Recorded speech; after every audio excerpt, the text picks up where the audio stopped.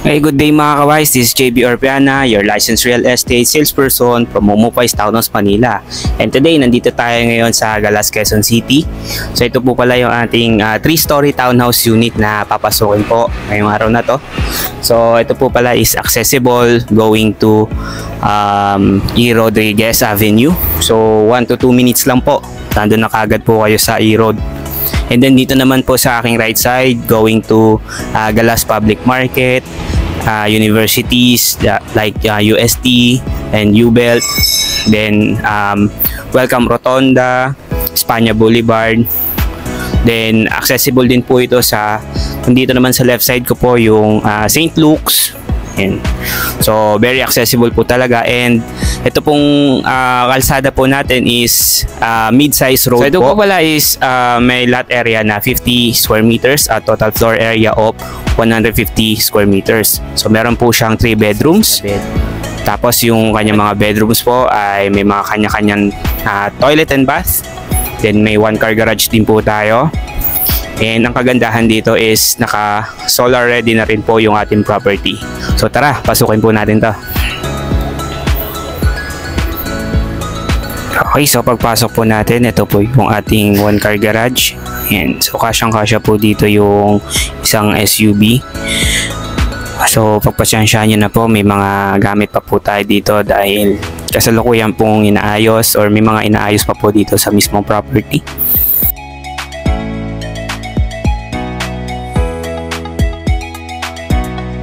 Ito po pala yung size ng kalsada po. Ayan. So one way po yan going to E. Rodriguez Avenue. So tara, pasok po tayo dito. Okay, pagpasok po natin, ito po yung ating living area. So may large window po tayo dito, awning windows for ventilation po ng ating property. So naka solid wooder na rin po tayo. Ayan. So dito naman po yung pinaka dining and kitchen area po natin. Ayan, kung mapapansin nyo po, spacious na rin po yan. May mga cabinets po tayo dito na laminated na rin po. Ayan. So dito may sa baba po, meron po tayo ditong common toilet and bath. Dito po sa area na to, so kasya po dito yung 6 tables po or 4 to 6 table dining chairs po. Ayan.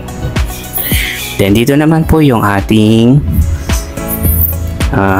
service area. Ayan.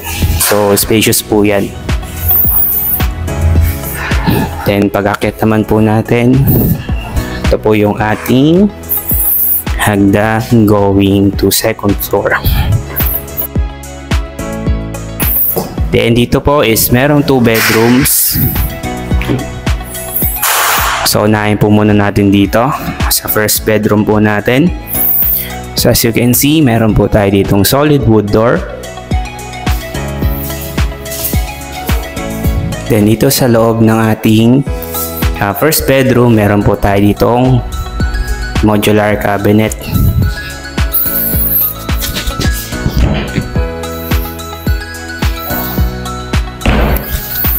Then ang kagandahan po dito is meron na po tayong sariling CR.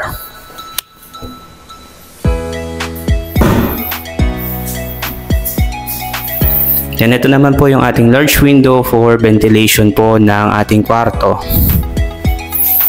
So ang ano lang po natin dito is window type na aircon po. Yan, pwede po dito sa ating first bedroom. So yung ating tiles po, so nakaano po tayo dyan,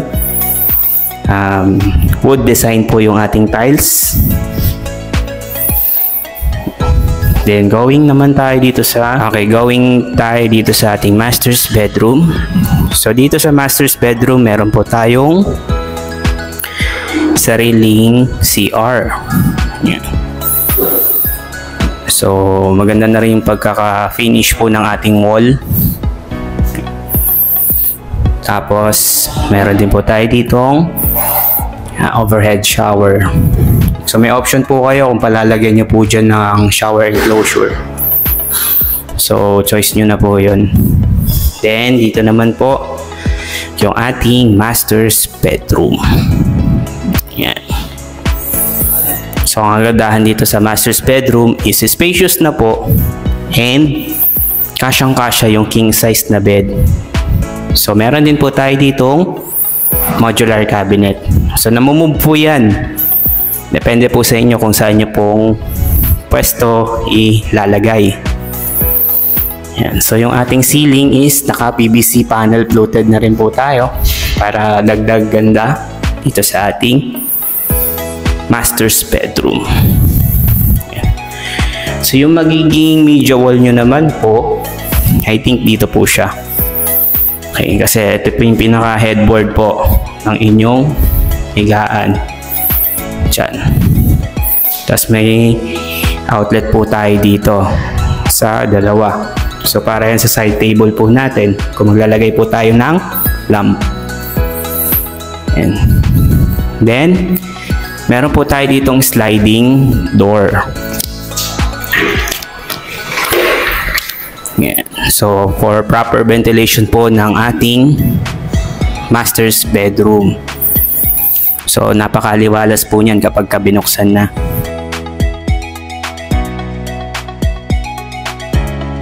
Then yung ating ceiling po, ayan. So naka-pin lights din po tayo dyan. So ang kagandahan din po nito is naka-solar panel, or kung gusto niyo po lagyan ng solar panel, makakatipid po talaga kayo sa kuryente. Ayan. So tara, going naman tayo sa third floor.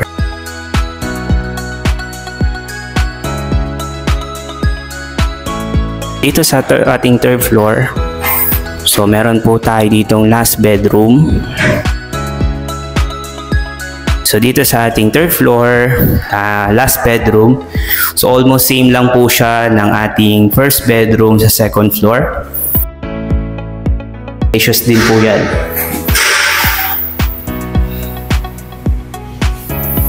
May mga pin lights din po tayo dito. Yan sa taas. Cove ceiling din po tayo dyan. And may modular cabinet po tayo. And depende po rin sa inyo kung saan nyo po siya ipopwesto. Then meron po tayo ditong CR. Ayan. So hindi na po tayo mag-aagawan sa mga CR. Dahil may kanya-kanya na po tayong toilet and bath sa mismong mga kwarto po natin.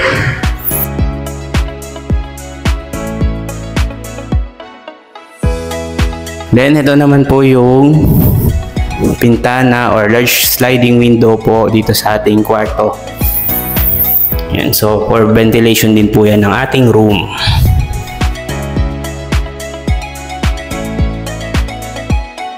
Yan, so lastly, nandito po tayo pupunta po tayo sa ating balcony.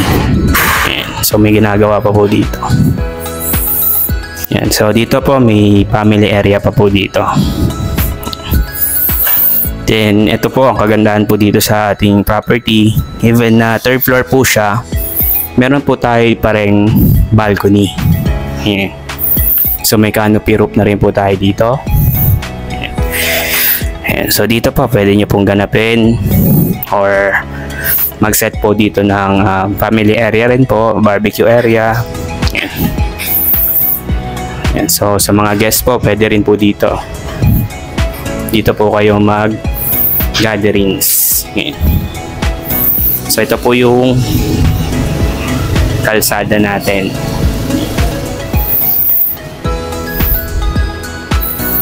Yan. So napakaganda at napakalawak po, 450 square meters. Yan. So meron ka ng roof deck at na-maximize po talaga nila yung mga spaces po ng ating property. Okay, so kung nagustuhan nyo po yung ating quick house tour, pwede nyo mo akong i-message sa aming Facebook page, Homo Poi's Townhouse Manila. And pwede nyo rin po ako i-text sa number po na makikita nyo po sa inyong screen. Again, I'm JB Orpiana, your licensed real estate salesperson from Momo Pais, Tanos, Manila. See you next time po sa ating vlog. Bye!